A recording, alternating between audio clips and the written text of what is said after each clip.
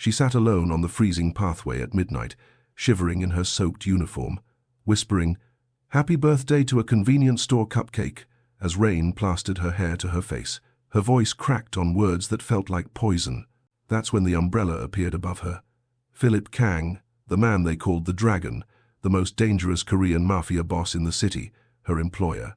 He stood over her in his perfect suit, dragon tattoos crawling up his neck, eyes dark and deadly enough to make strong men beg. But when he looked at her, something broke open. "You're soaked," he said, his voice soft as a knife. "Come inside." Her hands shook. 2 years she'd stayed invisible in his world, 2 years of silence, safety. Now he'd seen her. And when she tried to stand, when she started apologizing and backing away like she always did, he did something that shattered everything. He knelt in the freezing rain beside her, ruined his expensive suit, lit her candle with a silver lighter, and whispered 3 words that stopped her heart. "You're mine now." What he didn't know, she was carrying guilt that could destroy them both. Welcome back, my beautiful family. If you are hooked in and ready to enjoy this story, click subscribe and let me know in the comment section where you are watching from, because tomorrow I'll be giving you an even more intense story like this one, and you don't want to miss it. Now, let us begin. The concrete pathway were Jasmine's hiding place at midnight, not because she owned them. No, she was far too small for that, but because they were the only place outside the high-rise building where she could breathe without choking on fear. The freezing rain pounded down like bullets, soaking through her thin maid uniform until she couldn't tell where the rain ended and her tears began. The single cupcake sat on her lap, already getting soggy. $1 from the 24-hour store, the cheapest thing she could find. That was all she deserved anyway. She moved through life like a shadow, quiet, fast, unseen. That was the way she needed it, the way she'd survived. Jasmine had been working in Philip Kang's building for 2 years. In that time, she had mastered the art of disappearing. She cleaned the floors he walked on, washed sheets he slept in, existed in the background of a world that had no room for women like her. Black, broken. She didn't complain, or at least that's what she told herself every morning when she woke up in the tiny staff apartment. The one with the bed that smelled like bleach, and the window that looked at a brick wall. Tonight, though, tonight was different. Jasmine looked at her phone. 11:52 p.m. 8 minutes until her birthday ended. 8 minutes until she turned 28 years old. In the cold, just like she had turned 27, 26, 25, she pulled the cupcake from the plastic bag and set it on her knees. Vanilla, gas station brand. The frosting was melting from the rain, but it was hers. From her apron pocket, she pulled out a birthday candle. Pink, thin, the kind that came in a bag of 50 for $3. She pushed it into the center of the cupcake. Her hands shook as she tried to light it. The matches kept going out. The rain kept falling. Everything kept dying before it could burn. Finally, she cupped her hand around the tiny flame. It stayed lit, barely. Jasmine stared at it, watching her reflection warp in the puddle at her feet. She looked dead, older than 28. Her natural curls hung in wet ropes around her face. Her uniform stuck to her body. She'd gotten thinner. She always got thinner when the guilt got bad. She took a shaky breath. Then, so quietly that even she could barely hear it over the rain, Jasmine began to sing. "Happy birthday to me." Her voice broke on the first line. "Happy birthday to me." A sob caught in her throat. "Happy birthday, dear Jasmine." She could barely get the words out. "Happy birthday to me." She didn't make a wish. There was no point. Wishes were for people who believed they deserved good things. And she'd learned 7 years ago, when her brother took that bullet, that she didn't deserve anything at all. She didn't even hear him coming. 1 second, Jasmine was staring at her dying candle. The next, there was an umbrella above her head. The rain stopped hitting her face. She looked up. Philip Kang stood over her, the dragon himself, her boss, the man who owned the building, the man whose world she'd spent 2 years staying invisible in. He wore a black suit that probably cost more than she made in 6 months. His hair was perfect, slicked back and wet from the rain. And there, crawling up his neck like living things, were the dragon tattoos everyone whispered about. Black ink, sharp lines, deadly beautiful. His eyes locked on hers. Dark, intense. the kind of eyes that made grown men look away. But he wasn't looking away from her. "You're soaked," he said. His voice was soft, controlled, but there was something else underneath it, something that made her heart slam against her ribs. Jasmine scrambled to stand. The cupcake fell from her lap and splattered on the concrete. "I'm sorry," she whispered. "I'm so sorry. I was just leaving. I didn't mean to." "Stop." One word, that's all it took. She froze. Philip looked at the ruined cupcake, then at the melted candle, then back at her face. "It's your birthday," he said. It wasn't a question. Jasmine nodded. Her whole body shook. From cold or fear she didn't know anymore. Then Philip did something that broke her brain. He knelt down. Right there in the freezing rain, his expensive suit hit the wet concrete. His knees pressed into a puddle. He picked up the candle, pulled a silver lighter from his pocket, lit it again. The tiny flame burned between them. "Make a wish," he said. "I can't," Jasmine whispered. "I don't deserve." "You're mine now." 3 words. They hit her like a truck. "What?" Philip stood. He closed the umbrella. Let the rain soak them both. Then he reached down, and before Jasmine could move, before she could breathe, he lifted her off the ground. She was in his arms, against his chest. "You're not staying out here," he said, and he carried her inside. His penthouse was nothing like Jasmine expected. Clean, empty, huge windows showing the whole city lit up in the rain. No gold, no guns on tables. Just white walls and dark furniture and silence. Philip set her down on a leather couch, disappeared into another room, came back with a black robe. "Change," he said. "I'll make tea." "You don't have to." "I want to." He went to the kitchen, actually made the tea himself. Didn't call for staff, didn't call for anyone. Jasmine changed in the bathroom. The robe was soft, expensive. It smelled like cedar and rain. When she came out, Philip handed her a cup, sat across from her. "Why do you work here?" he asked. The question caught her off guard. "I need money." "That's not what I asked." Jasmine's hands shook around the warm cup. "Because I don't deserve better," she whispered. Philip went still. "Your brother," he said. "He died protecting you." Her head snapped up. "How did you—" "I know guilt when I see it. I've worn it for 10 years. Jasmine's eyes burned. "Jasper took the bullet meant for me. Gang shooting. Wrong place, wrong time. He pushed me down and—" She couldn't finish. Philip leaned forward. His hands, covered in scars and dragon tattoos, reached out slowly, held hers. "Minji was 15, he said. "My sister. Rival syndicate planted a bomb in my car. She borrowed it that day. I should have checked. I should have known."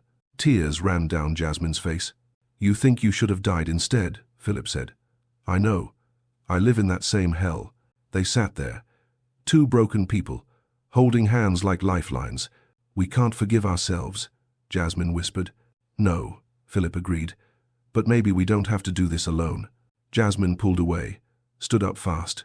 "I should go. This is too much. You're my boss. I clean your floors. This isn't—" "Stay." One word again. It stopped her. "Tonight," Philip said, "you don't punish yourself." She wanted to run, but her legs wouldn't move. The next morning, Jasmine woke up in a guest room she didn't remember walking to. On the nightstand sat a key, and a note in sharp handwriting.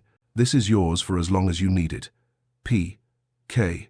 But underneath, in smaller letters, something else. "They're watching me, and now they'll be watching you too." Jasmine woke up in a bed that felt like sleeping on a cloud. Silk sheets, soft pillows, sunlight pouring through windows that showed the whole city. For a second, she forgot where she was. Then she remembered. Philip, the rain, the note. "They're watching me, and now they'll be watching you too." Her heart pounded. She grabbed her phone. 7:42 a.m. She was late for work. Jasmine jumped out of bed and ran to the door, threw it open. The smell of food hit her. She followed it to the kitchen and stopped dead. Philip Kang stood at the stove, cooking. No suit today, just black pants and a white shirt with the sleeves rolled up. His tattoos covered both arms. Dragons and flowers and words in Korean she couldn't read. He looked up, saw her frozen in the doorway. "Sit," he said. "I'm late for—" "You're not working today, but I have to." "Sit, please." Jasmine sat. Philip brought over 2 plates, rice, Eggs, vegetables she didn't recognize. It smelled amazing. "You've cleaned my penthouse for 2 years," he said. "I don't even know your favorite color." Jasmine stared at her plate. "Why does that matter?" "Because I want to know." She looked up. His eyes were serious, focused completely on her. "Blue," she whispered. Philip smiled. Actually smiled. It changed his whole face. "Mine's black," he said. "You send money to Jasper's daughter every month. You read romance novels on your breaks. You hate coffee but drink it anyway." Jasmine's mouth fell open. "How do you—" "I notice you." 3 words. They hit different than the others. "Men like you don't see women like me," Jasmine said. "Not really." Philip leaned forward, said something in Korean, then in English. "Then let me be the first." The air felt thick, heavy. "Have dinner with me," Philip said. "Tonight. Not as staff, as someone I want to understand." Every instinct screamed at Jasmine to say no, to run, to stay invisible. But she heard herself say, "Okay." Philip's eyes lit up. "I'll teach you Korean," he said. "You teach me about your world." Jasmine nodded. Her hands shook. For the first time in 7 years, she was choosing to be seen. That's when Philip's phone buzzed on the counter. He looked at the screen. His whole body went rigid. "Get dressed," he said, his voice suddenly cold. "Right now. Someone just entered the building who shouldn't be here." The intruder turned out to be a delivery guy on the wrong floor. But Jasmine saw something that day. The way Philip moved, the gun he pulled from nowhere, the coldness in his eyes. The dragon was real. That night, she almost didn't go to dinner. But at 7 p.m., she knocked on his door anyway. Philip answered in jeans and a black t-shirt. No suit, no armor. His tattoos covered both arms completely. Dragons twisted around his muscles. Korean words she couldn't read. Flowers and fire mixed together. He looked younger. Almost normal. "Come in," he said softly. The dining room table was set with Korean food. Steam rose from the dishes. "You made all this?" Jasmine asked. "My mother taught me before she died. It's the only thing I remember her by." They sat. Philip showed her how to hold chopsticks the right way. His hands guided hers. Warm, careful. "Arumdaun," he said. "What does that mean?" "Beautiful." Jasmine's face burned. She looked down at her plate. "Tell me about Jasper," Philip said. "What did he want to be?" "A teacher, 3rd grade. He loved kids." "Minji wanted to play piano at Carnegie Hall." Philip's voice cracked. "I built this whole empire on revenge. Hunted down every man involved in her death. Did it help? No. It just gave me more ghosts to live with." Jasmine felt tears coming. "I became a maid to disappear, to stop existing. I promised Jasper I'd live. But living felt like betraying him." Philip reached across the table, wiped the tears from her face. His fingers stayed on her cheek. "Dragons protect what's precious," he said. "I failed, so I became the dragon itself." He showed her the tattoo on his forearm. "What if we protected each other instead of punishing ourselves?" Jasmine couldn't breathe. Then Philip's phone rang. His whole face changed. The warmth died. His jaw clenched. "I have to take this," he said. Cold, distant. The dragon was back. He stood, walked away, started speaking in rapid Korean. His voice, hard as stone. Jasmine stood too. "I should go." "Jasmine." His hand shot out, caught hers. "This," he said, looking straight at her. "We're not finished." It was a promise. And a threat. His phone buzzed again. He looked at the screen. His grip on her hand tightened. "They know about you," he whispered. "My enemies. They saw you leave the penthouse this morning." Philip doubled security the next day, but he didn't push Jasmine away. Instead, he found reasons to see her.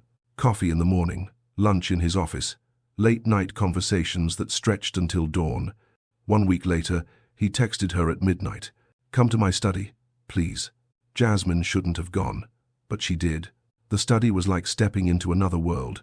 Books everywhere, Korean paintings on the walls, a window seat overlooking the city lights. Philip sat at his desk wearing glasses, reading glasses. He looked softer. "Human." "You wear glasses?" Jasmine said. He looked up, smiled. "Only when no one's watching." "What are you working on?" "Legitimate business. Trying to build something clean. For the first time." He stood, walked to her. "I want to teach you more Korean." he said. Ne saram. Say it. Ne saram. It means my person, the one who belongs to you. Jasmine's heart hammered. Philip led her to the window seat, asked her to read to him. She pulled out the poetry book she always carried, started reading. Philip closed his eyes, listened like her voice was music. In Korea, we have this concept, he said after. Jong. Jong. It's a bond that grows slowly, deeper than love, permanent. What does it feel like? Like I can't let you disappear again. His hand reached up, touched her hair. She'd stopped pulling it back into a tight bun, let her natural curls free. You're beautiful, Philip whispered. Not despite your pain, including it, because of who you became. He leaned closer. Their lips almost touched. The door slammed open. Sung Min, Philip's right-hand man, stood there, face pale. Boss, we have a problem. 2 weeks passed like a dream. Private moments. Philip teaching her about his world, showing her parts of himself no one else saw. Then one night, he took her to the roof. A garden waited there, a Korean garden with cherry blossom trees. In winter, greenhouse, Philip explained. I built it for Minji. I've never brought anyone here. Pink petals fell around them like snow. Philip cupped Jasmine's face. I'm falling for you, he whispered. I know, she said. Me too. They kissed. Years of loneliness broke open between them. His phone buzzed. He ignored it. It buzzed again. And again. Philip pulled back, looked at the screen. His face went white. What? Jasmine asked. He showed her the photo. It was them, kissing, in the garden, taken from outside the building. The text below read, "She dies in 48 hours unless you give us what we want." Philip locked down the building that night. Guards everywhere, security cameras, no one in or out without clearance. But Tuesday evening, Jasmine needed air, needed to think. She slipped out to the convenience store on the corner. That's when the black car pulled up. 3 men got out, expensive suits, cold eyes. The one in front smiled. It wasn't friendly. So you're the reason the dragon has gone soft, he said in perfect English. Jasmine backed up. I don't know what you... Park Jin-ho. Beck family. He stepped closer. You're a weakness. And in our world, weaknesses get exploited. His men circled her. Didn't touch. Didn't have to. How much is your life worth to Philip Kang? Park asked.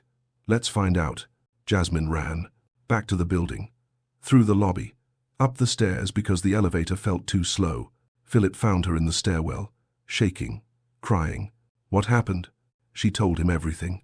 His face went empty, cold. The dragon came out completely. Stay here, he said. Don't leave this building. He left with Sung Min and 4 other men. 2 hours later, Philip came back. His knuckles were bloody, split open. He carried a phone that wasn't his. Jasmine stared at the blood. I handled it, Philip said. Did you kill him? Almost. The word hung in the air. Almost. Like it was nothing. Jasmine heard voices from the hallway. Korean voices. Philip's men gathering. She caught words she recognized. Black woman. Weakness. Disrespect. They were questioning him. About her. I can't do this, Jasmine whispered. Philip turned. What? I can't love you. Everyone I love dies. There it was, the word. Love. Philip walked to her, grabbed her shoulders. Then we're already dead, he said, because I'm in love with you. Jasmine's chest broke open. I have to go. I'm cursed, Philip. Jasper died because of me. I won't let you. You don't get to decide that. But Jasmine was already backing away. I'm the weapon they'll use against you, she said. And I won't be responsible for your death too. She ran to her room, locked the door, started packing. That's when she heard the gunshots from the lobby. The gunshots were Philip's men firing at shadows. False alarm, paranoia. But Jasmine was already gone. She packed one bag, climbed down the fire escape, disappeared into the rain, found a women's shelter across town, got a job at a laundromat folding clothes for minimum wage. 4 days passed. 4 days of nightmares. Jasper bleeding out, Philip's bloody knuckles, everyone she touched turning to death. The rain never stopped, like the whole world was crying with her. She worked double shifts. Anything to stay busy, to not think. On the 4th day, Sung Min walked into the laundromat. Jasmine froze at the folding table. He didn't say anything, just handed her an envelope. "He's not eating," Sung-min said quietly. "Not sleeping. Just sits in that garden waiting for you." "I can't. The Baek family is handled, permanently. Alliance, not war. No one will touch you." Sung-min left. Jasmine stared at the envelope. Her hands shook. Inside was a photo. Her and Philip in his study, her head on his shoulder, reading together. She looked peaceful. Actually peaceful. For the first time in 7 years. Under the photo was a letter, his handwriting, Korean mixed with English. "Jasmine, the Baek family is gone. Alliance through marriage to their rival. Not violence. I'm trying to be better. You are not cursed. You are the survivor. Jasper didn't die so you could stop living. I'm moving everything legitimate, walking away from the violence. For you. For us. In Korean we say, "Ne saram, my person. You are mine, I am yours." I've lived 10 years in the rain, punishing myself for Minji. Then I found you in actual rain, punishing yourself too. What if we stopped? What if we honored them by living fully? Come home. 나는 당신을 기다릴 것입니다. I will wait for you. Philip. Jasmine read it 3 times, stood outside the shelter in the rain. Let it soak her like that first night. Jasper wouldn't want this. He wouldn't want her hiding, suffering, dying slowly. He'd want her to live, really live. She made her decision, grabbed her bag, hailed a cab, gave the driver Philip's address. But when they pulled up to the building, fire trucks blocked the street. Smoke poured from the penthouse floor, and Philip was nowhere in sight. Jasmine ran through the smoke. Firefighters yelled at her to stop. She didn't. Up the stairs, through the haze, to the roof. The door burst open. The garden was untouched. No fire here, just cherry blossoms and rain. And Philip, he sat on the bench where they'd kissed, staring at nothing. He looked broken, lost. Then he saw her through the glass door. He stood slowly, like he didn't believe she was real. Jasmine walked in, soaking wet. No umbrella, no protection, just her. "I'm sorry I ran," she said. Her voice shook. "I was so afraid of losing you that I lost you anyway." Philip crossed to her in 3 steps. "You didn't lose me," he said. "I'm right here. I've been right here. I thought I was protecting you by leaving. Jasmine, I've survived 10 years of gang wars. The only thing that could destroy me is losing you." She broke. Sobs tore out of her chest. "Jasper died because I froze. I couldn't move and he pushed me and—" Philip pulled her close, held her tight. "He died protecting what he loved most," Philip said into her hair. "That's not your fault. That's love." "Minji died because I left her alone that night," Philip whispered. "One night, to close a deal." They stood there, 2 broken people, holding each other in the rain. "What if we forgive ourselves together?" Jasmine said. "What if we live for them?" "Yes," Philip breathed. "Yes." They kissed. In the rain, among the cherry blossoms, choosing life. Finally, choosing life. Philip pulled back, reached into his pocket. A small box. Inside, a key, with a dragon carved into it. "Move in with me," he said. "Not the guest room. My room. My life. Ne saram." "Yes," Jasmine said. "Sarang heyo," Philip whispered. "I love you too." He slipped the key into her hand. "You're not my maid. You're not my weakness. You're my reason to build something better." Jasmine looked at the key, then at him. "Happy birthday, Jasmine," Philip said softly. "Today you're reborn." She kissed him again, but over his shoulder, through the rain and smoke, she saw something that made her blood freeze. A man stood on the next building's roof, watching them, holding a rifle, and he was aiming straight at Philip's back. Jasmine screamed, shoved Philip down. The bullet shattered the glass door behind them.